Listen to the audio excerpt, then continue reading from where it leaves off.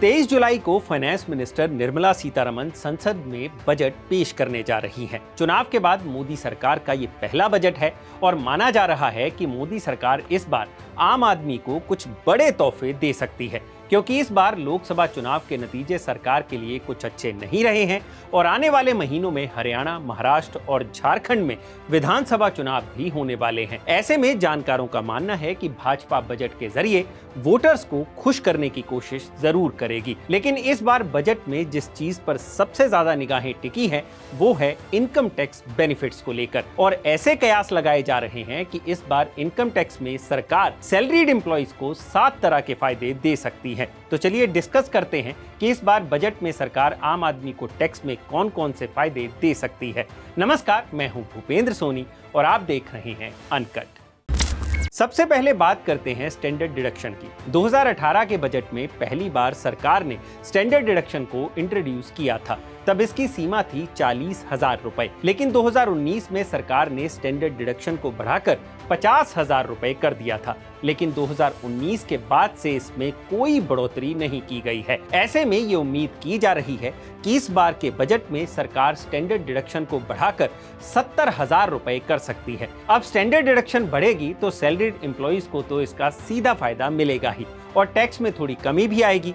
ऐसे में सरकार को भी वोटों के मामले में थोड़ा सा फायदा मिल सकता है। दूसरे नंबर पर है सेक्शन 80C एग्जम्पशन। 80C में एक सैलरीड एम्प्लॉय को 1.5 लाख रुपए तक की एग्जम्पशन मिलती है, जिससे उसकी टैक्सेबल इनकम सीधे 1.5 लाख रुपए कम हो जाती है। 80C में मिलने वाली एग्जम्पशन की लिमिट को भी 2014 के बाद से नहीं बढ़ाया गया है। हालांकि पिछले 10 साल में इन्फ्लेशन काफी बढ़ चुकी है। ऐसे में ये उम्मीद की जा रही है कि सरकार 80C की एग्जम्पशन लिमिट को बढ़ा सकती है, जिससे लोगों को सेविंग्स करने के लिए भी इनकरेज किया जा सकता है। तीसरा काम जिसकी सरकार से उम्मीद की जा रही है वो है इनकम टैक्स एग्जम्पशन लिमिट को इंक्रीज करना।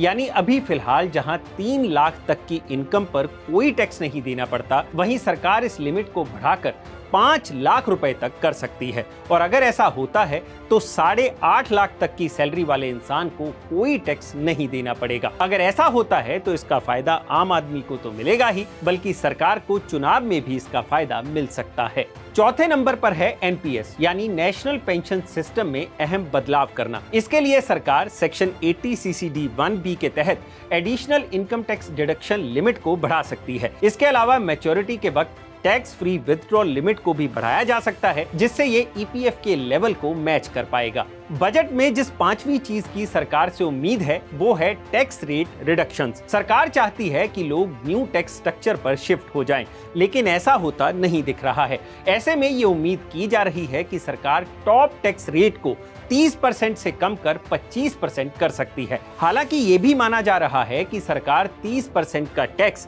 20 लाख की इनकम के ऊपर वालों से वसूल करने का नियम भी बना सकती है। छठी चीज जिसकी उम्मीद की जा रही है वो है HRA यानी हाउस रेंट अलाउंस की सीमा को बढ़ाना।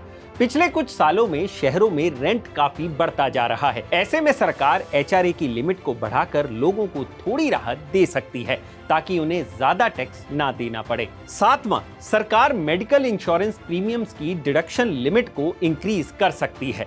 हेल्थ केयर कॉस्ट लगातार पिछले कुछ सालों से बढ़ती जा रही है। ऐसे में सरकार section 80D of the income tax act of 1961 के तहत मेडिकल इंश्योरेंस प्रीमियम की डिडक्शन लिमिट को इंक्रीज कर सकती है। फिलहाल एक इंडिविजुअल के लिए ये लिमिट 25,000 रुपए है और सीनियर सिटीजन के लिए 50,000 रुपए, लेकिन ऐसा माना जा रहा है कि सरकार इस बार के बजट में इस लिमिट को बढ़ाकर 50,000 और 75,000 रुपए कर सकती है। अगर ऐसा होता है तो ये उम्मीद लगाई जा रही है कि इससे ज्यादा से ज्यादा लोग हेल्थ इंश्योरेंस खरीदेंगे। तो ये है इस बार के बजट को लेकर सरकार द्वारा लिए जा सकते फैसलों का अनुमान। बाकी आप भी कमेंट सेक्शन में बता सकते हैं कि सैलरीड एम्प्लॉय के लिए सरकार को और क्या करना चाहिए। तो ये है हमारी पूरी जानकारी। अगर आपको ये जानकारी पसंद आई हो तो इसे लाइक और शेयर जरूर करें और जानकारी से भरे ऐसे ही और वीडियोस देखने के लिए सब्सक्राइब करें हमारा चैनल अनकट। शुक्रिया।